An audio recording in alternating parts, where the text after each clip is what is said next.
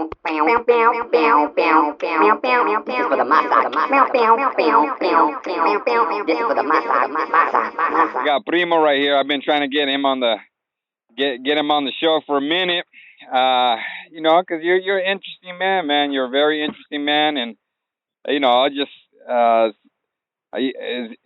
song, started from the top. From what is it? Was it started from the bottom? We changed that song. We don't say started from the bottom. Now we're here. Oh. After attending Chicano studies at San Jose City, the song has been changed to started for the border. Now we're here. You know what I mean? Because once we start getting a little bit more education and we start understanding our cultural background, well, for some of us, not all of us, but my particular family, after taking this Chicano study class and learning a little bit more about my personal history, I had an opportunity to interview my grandmother, and I found out a lot of things about I found out a lot of things about my grandfather, and where exactly do we come from, because it's always like at the back of my mind, who are you? You know what I mean? Other than what how I grew up and where I grew up and everything that the streets put in your mind, and so you claim it and so you be it. But I think as we start getting a little older, we start really thinking about and asking that question, who am I? What is my purpose in life? And why am I here? And, and I started taking some classes and push comes to shove. Now I'm taking these Chicano studies. And, I found out that, my grandfather came down from Mexico, dragging his family, of course, and he was part of this program called the Braceros program. So not too many people know about this. I know there's some original farmeros, and campesinos that know about that part of the history, but that's where it started, paid to work program. The key word is education, right? The key word is education, and not just to attend a school or a specific college, but ongoing education, because it's my experience that this is an ongoing process in life, right? And we learn and we continue to learn, and then as soon as we're done with learning that next subject or whatever we call it, the life lesson, and you learn it, right? And because you lived it and you've experienced, and guess what? There's another assignment for you. You have another lesson you need to learn. So we deal with that. So yeah. Yeah. Well, this is just what you can correct me, because we're just chatting away, anyways. It just seems the less you know, you always got to be on your guard even more, because it just feel like. Well, so take it back like this, Primo. You know that so we're talking about the word that came to my mind, right? And it's something that I study too, is the word ignorant, right? Being ignorant. But there's some people that were forced to be ignorant, and mean forced, and they were lack of education, but they weren't allowed to. So we even go back to even further than the Bracero program and this type of Mexicano movement. We even go back to the early slave days, when it was really common for the owners of plantations to keep education from workers. Because if you start learning how to read, guess what? You're going to start, you're going to have those aha moments.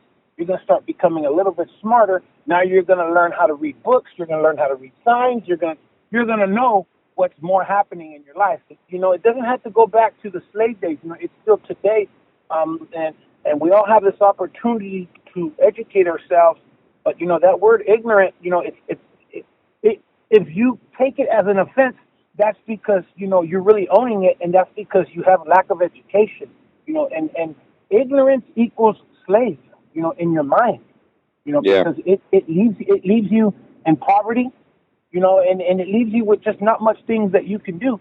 But everybody has that opportunity to change that word ignorant, and be educated.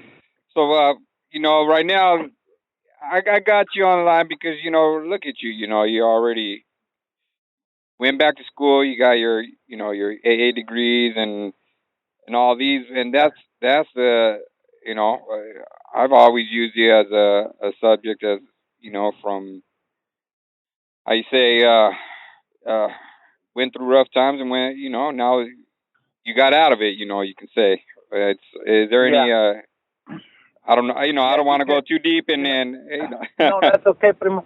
Hey, you know what they say. The only, they tell a butcher, a butcher will always tell you, you don't know what's in a cow until you stick your hand in his ass, right? So you gotta dig deep, Primo. You know what I mean? And I think you were being a little kind when you said, got into some, what did you say the word? Trouble in your past, or Yeah, you got it. the word that you said, pero, no, yeah, again, and I think it all comes from going back to being ignorant, Yeah. I have came a long way, but first, I thank God first, right? Because I've always had a God of my understanding in my life, to guide me. But there were times when I participated out in the street and I was living the street life, and and I really liked that, and I really liked what I was doing out there, and I was, breaking the law was like not even a problem, and hurting people and taking things from people, and then and then my life turned really quickly from alcohol to weed to drugs to smoking the pipa, then to slamming. I'll get real. At the end of my road, I was slamming methamphetamines in the daytime and taking a couple of hits of some PCP at night just to go down and to balance myself. Yeah. I was really messed up, and everything in between was just complete chaos, mentally, spiritually, and physically. My lifestyle took me to the penitentiaries a couple of times, and but like you said, Primo, I ended up getting some education, and and I remember my speech when I graduated from college when I got my first degree. I was letting the people know that at one time, I was known as, a CDC number, this specific number. I was known as this personal file number, the number that they give you in the county jails, because they don't call you by your name no more. Yeah. They call you by this number. You're this number. That's it. You don't even have a name no more. They take your identity from you. So you're always going to be this number. And to think about the change that's happened in my life and some of the things that I've been doing, like I started educating myself. I started, really looking into things and really looking into my life for what it was. And school always was like, school was calling me. School was calling me. And I remember at the end when I graduated, the last time that I went to prison, they gave me a T number because it was a P number, and then they gave me a T number. But I remember getting off that bus, man, and they told me, "What's your number?" And I said, "I don't know," because it was a new number. It was a new charge, a new number. I discharged my old number, and they told me, "Well, this is your number. Memorize it." And at that point, I said, "I ain't going to memorize that number because that ain't me. I ain't going to own it." I said, "You can call me by my name, but I ain't going to identify myself as that number." So to this day, Primo, I can tell you quickly what all my numbers are because I'll never forget them, prison numbers. Yeah. But that last number, when I finally said, "This is it," I don't even know it. To this very day, I don't even know it. I know it was a T number. I know it was T something, something, something, something. Yeah. But I was done. You didn't allow it to identify you as Nope. that was your breaking point, you can say. Thank you for sharing that part, because that's not you anymore, right? And that's why I want the listeners to understand, somebody that's listening, there's always a mother, there's always a family member that's always going through this. This is not new, especially in the Salinas Valley. There's drugs out there. It's a deep subject, and it's a rooted subject. Is there anything that you can probably think of as far as any suggestions or anything okay, so yeah, no problem, Primo. We were talking about, the word that you used was, you got into some trouble back in your life. And for me, to think about that, if we could say the term trouble, or today, I call them opportunities, right? Because I don't regret anything that I've done, Primo. I really don't. Even the lifestyle that I lived when I was out there in the streets and I was causing harm to people and I was causing harm to myself. But, I call these opportunities now because of who I am today. I don't think my mindset and my thoughts and my ideas and everything, I believe that, my higher power with God had a purpose in my life, and he allowed me to participate in these, like you said, troubles, but I say opportunities, learning opportunities now, because today I'm able to identify with those that are inside the incarcerations and those that are inside, addictions, the middle of divorce, the middle of losing their kids, crimes. out in the streets, pandillas, gangs. Like, I'm able to identify with this one individual, you know what I mean? And Yeah. I could sit there with him and we could talk and we could really chew it up, you know what I mean? Like two people talking about experiencing the same thing together, because I really think, like, two Vietnam veterans could only really know exactly what it felt like to be there because they were both there. And I think that word is empathize. They can empathize on each other's. Empathy. I've been through empathy. But going back to the addiction, when you said the word mothers and family, I went to school to learn drug studies también, and I was working in the treatment field for about 7-8 years. And, going to the addiction is just a whole new pain, or I could say in a family life structure, the disease of addiction is not just affecting that one person that's inside, that's directly affected the person using drugs or alcohol. It's a family disease. It causes pain for everybody, not just that one person. But, of course, when we're in the middle of that disease ourselves, I'll put myself, for example, when I was in the middle of using, the only person I thought I was hurting was myself, right? Because I was so selfish. Because it's a selfish disease, right? Mm-hmm. And I'm like, well, I would say, I'm only hurting myself. I'm getting high by myself. But, how does it hurt you? How does it hurt you? Or how does it hurt you? Or, I was just so selfish because I remember there was times when my mom used to tell me, I'd get locked up, and the first thing I used to do was call my mom. I'd call my Afita to let her know that I got locked up, after all the trouble and pain that I caused her when I was out, first thing I do when I got locked up was call mom, right? Because she's probably about the only person that would answer, to be honest.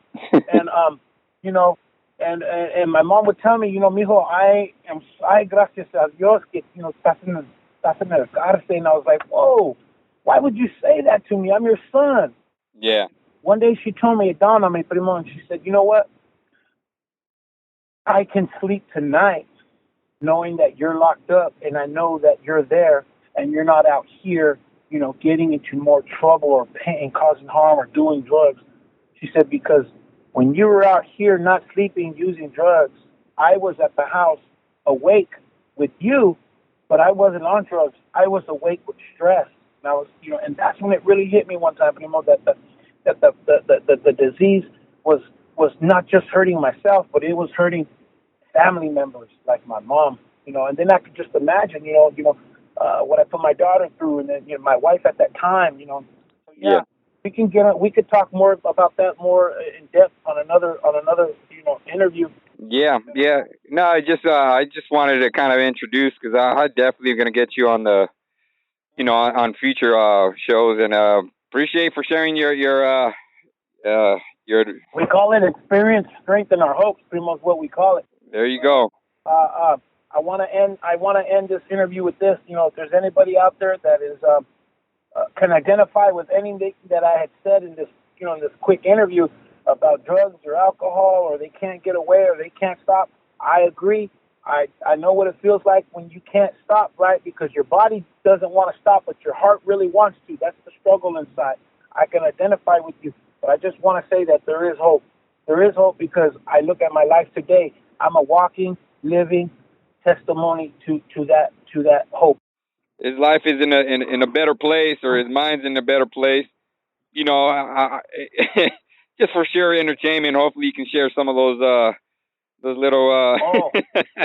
Oh yeah, I'm looking forward. And I'm looking forward to those tweak stories. Primo, when I was in the bushes, or I thought I was I thought I was on the number one top of the list of the FBI agent, search warrant, and I was just a little petty drug user, Primo. But somehow I managed every day in my tweak mind that I was the number one person that the feds were looking for. You know what I mean?